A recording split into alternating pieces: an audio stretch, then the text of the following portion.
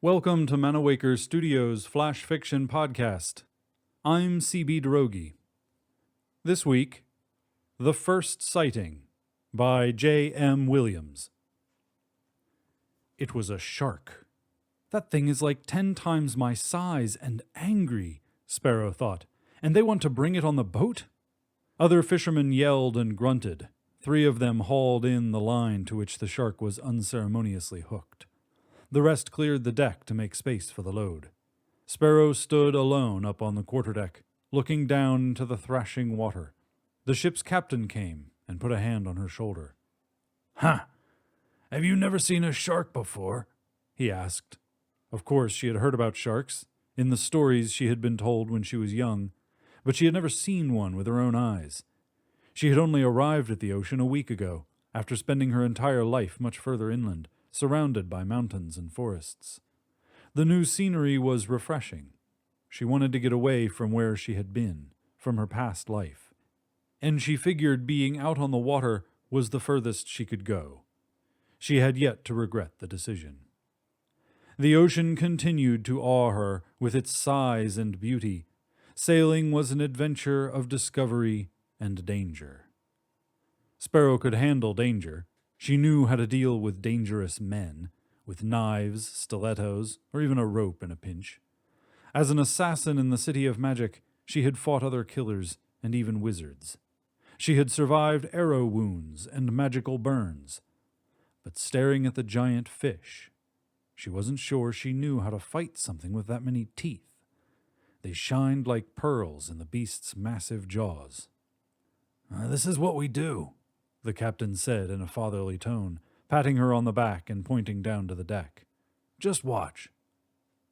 The shark fought the fisherman's effort, whipping its tail through the sea. Its long tail fins slapped against the side of the ship, throwing waves of salty fluid onto the deck.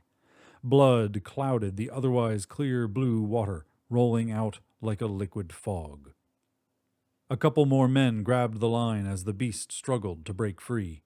It was no use. Others worked a large net down into the water and hauled it up. The creature flopped frantically on the flat boards. It stared at the men, a wild group that must have looked to it like a coven of devils. The men used the net to bind the giant fish to the floor, using their own might to subdue its stubborn resistance. One of its large eyes caught Sparrow's. She could see its confusion, its fear. She had seen that look in the eyes of men many times before, but she had never felt such sympathy for those men as she now felt for this wondrous creature lying dispirited before her. "Life on the ocean is kill or be killed," the captain said. "The shark knows this. We know it. And I think you too understand that fundamental rule of life. Am I right?" Sparrow stood silent, half transfixed by the scene and half reluctant to speak of her past. The first mate maneuvered around to the beast's head, raising a large curved sword into the air. Sparrow closed her eyes. She heard the thud of the strike, the silence of death. She smelt the salt of blood and seawater. She was filled with pity for the beautiful creature. It was the first time she had ever seen a shark. Now part of her hoped to never see another. Sparrow looked down at the corpse of the massive shark lying on the table. It reeked something terrible, and she worried how that stench would intensify once she cut it open. She was at the liminal stages of becoming a true fisherman, but she didn't know if she could see the transition through. As was to be expected, the older veterans had left her, the new girl, to do the dirty work. Her beginnings as an assassin hadn't been much different. Now she was expected to chop the fish into manageable bits and place them in sealed containers to be left in the sea to keep cool. Cutting and chopping she knew well, but not with such cold flesh as this. She grabbed a cleaver from its notch in the large cutting block. It felt heavy in her hand. She watched the light bounce off the polished metal, thinking of the other blades she had held in her life before. They had not been tools. They had been weapons of death and nothing more. Is it really such a bad thing to get a little dirty, if only so the children of the village can eat? But the smell was overpowering, She had grown up far from the sea. She had rarely eaten fish, let alone bathed in its particular aroma. Perhaps the discomfort in her nostrils was punishment for destroying such a wondrous creature. She found a moderately clean rag on a far shelf and tied it around her face. That solved one problem, but nothing was going to save her clothes. She finally gave in and took to her work, making a big mess of it. From behind she could hear the laughter of the ship's old captain. "The point of the apron is to prevent the blood from spraying all over the rest of the room," the old man chuckled. "But I dare say it's the cleanest thing in here." Sparrow noticed that he walked around easily, without holding his nose. Maybe you get used to the smell. Her experience had taught her you could get used to almost anything. She didn't know if she wanted to get used to this. The old man came to her and took the cleaver from her wet hands. He showed her where to slice, what to keep, and what little bits to discard. She was astonished by his patience. Feeling out of place was not easy. Seeming to sense her thoughts, the old captain smiled warmly and spoke. "Don't worry. We'll make a fisherman out of you yet." It felt good to finally be clean. The smell of fish guts and the sea still covered her hands like an aura, but at least the blood was gone from between her fingers. Sparrow sat at a wooden table on the far end of the butchery. The windows were open wide, welcoming the salty night air in to drive out the stench of death. The pieces of the shark she had dissected were now far away, in metal bins sunk in the sea to keep the meat fresh. The room had been cleansed of all signs of the struggle of life, and was once again just a room, with wooden tables and carving knives that hung from the ceiling. Lost in thought, Sparrow twirled a fat butcher's knife in her hand, rotating it around the blunt tip that rested on the table. She looked at the blade carefully. It was fat and clumsy, not like the ones she had used in her previous life. She stopped her hand and stared into the shine of the blade.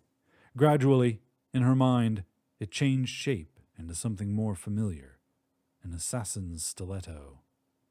She had always been a hunter. What's the difference between man and beast? The men she had killed were far from perfect. They had been selfish, corrupt, even violent, but it had never been her choice. The shark did what it did because the invisible hand of instinct drove it. She knew what that felt like. Sparrow let the knife fall noisily to the table. She studied her hands. They would never be clean of blood, but maybe she could cover the scent of men with something more normal. Life was a bloody fight, no matter where you ended up. But at least now she was the one deciding what to kill and why. The ship's captain had said to her at their first meeting that many people come to the sea to get away from their past lives.